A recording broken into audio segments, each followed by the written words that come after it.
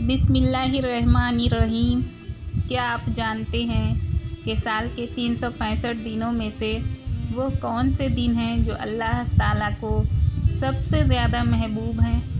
अक्सर लोग समझते हैं कि रमज़ान के आखिरी 10 दिन ही सबसे अफजल हैं, लेकिन सहाबा किराम के सामने जब मोहम्मद मुस्तफ़ा सल्लल्लाहु अलैहि वसल्लम ने इस महीने के पहले 10 दिनों की फजीलत बयान की तो सुनने वाले दंग रह गए।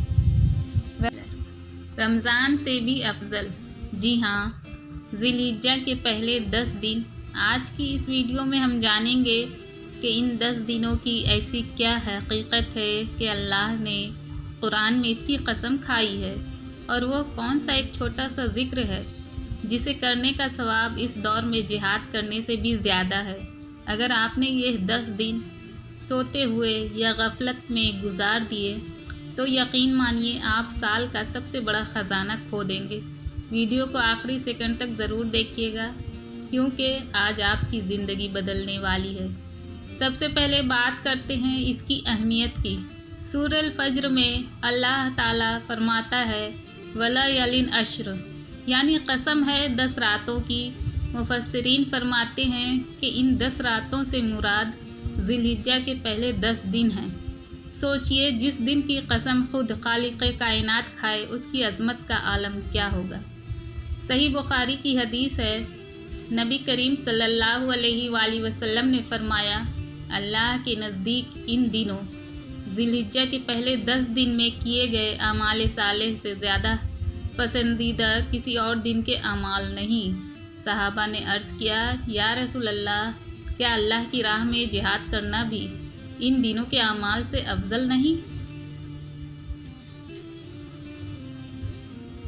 आप सल्लल्लाहु अलैहि वसल्लम ने फरमाया, जिहाद भी नहीं, सिवाय इस शख्स के जो अपनी जान और माल दोनों को लेकर निकला और वापस कुछ भी ना लाया, यानी शहीद हो गया। अब सवाल ये पैदा होता है कि उन कीमती दिनों में हमें करना क्या है? वो कौन सी इबादत है जो सबसे अफजल है? नबी करीम सल्लल्लाहु अलैहि वसल्लम ने इसका तरीक़ा भी खुद बताया है। आप सल्लल्लाहु अलैहि वसल्लम ने फरमाया, इन दिनों में तस्बीह, सुभान अल्लाह, तहमीद, अल्हम्दुलिल्लाह, तहलील, ला इलाहा इल्लल्लाह और तकबीर, अल्लाहु अकबर कसरत से पढ़ा करो। इस दौर में सबसे अफजल ज़िक्र तकबीरात तशरीक़ है, जिसे आपने उठते बैठते चलते फिरते पढ़ना है। अल्लाहु अकबर, ला इलाहा इल्लल्लाह, वल्लाहु अकबर वलिल्लाहिल हम्द। इसके अलावा 3 ऐसी इबादतें हैं जो आपने इन 10 दिनों में हरगिज़ नहीं छोड़नी। पहला, नफली रोज़े। ज़िलहिज्जा के पहले 9वें दिनों के रोज़े रखना सुन्नत है, ख़ास तौर पर 9 ज़िलहिज्जा यौम अरफा का रोज़ा। रसूल अल्लाह सल्लल्लाहु अलैहि वसल्लम ने फरमाया कि अरफा के दिन का रोज़ा अगले और पिछले 1 साल के गुनाहों का कफ़ारा बन जाता है, यानी सिर्फ़ 1 रोज़ा और 2 साल के गुनाह माफ़। इस्तग़फ़ार और तौबा। इन दिनों में कसरत से इस्तग़फ़ार करें, क्योंकि ये दुआओं की कबूलियत के दिन हैं। सदका व खैरात, चाहे छोटी रकम ही क्यों ना हो, इन 10 दिनों में रोज़ाना कुछ न कुछ सदका ज़रूर करें। दोस्तों, जहां हम उन दिनों में सवाब कमाते हैं, वहीं एक गलती ऐसी है जो हमारे अमाल को ज़ाय कर सकती है, वो है गफलत और गुनाह। लोग समझते हैं कि रमज़ान में ही सिर्फ गुनाहों से बचना है, लेकिन याद रखें, जिस तरह उन दिनों में नेकी का सवाब दुगना होता है, बिल्कुल इसी तरह इन मुबारक दिनों में गुनाह करने का अज़ाब भी बढ़ जाता है।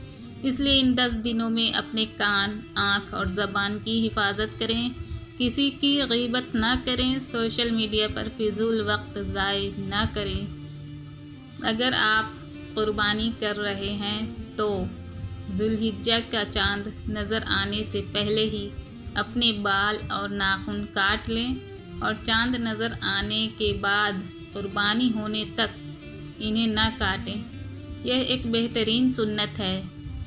मेरे प्यारे भाइयों और बहनों, ज़िलहिज्जा के यह 10 दिन साल में सिर्फ़ एक बार आते हैं।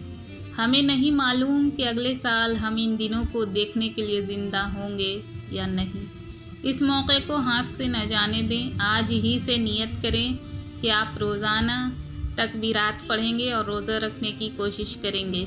اگر آپ کو یہ ویڈیو معلوماتی لگی ہو تو اس نیکی کی بات کو اپنے دوستوں اور گھر والوں کے ساتھ شیئر ضرور کریں، کیونکہ نیکی کی طرف راستہ دکھانے والے کو بھی نیکی کرنے والے جتنا ہی ثواب ملتا ہے۔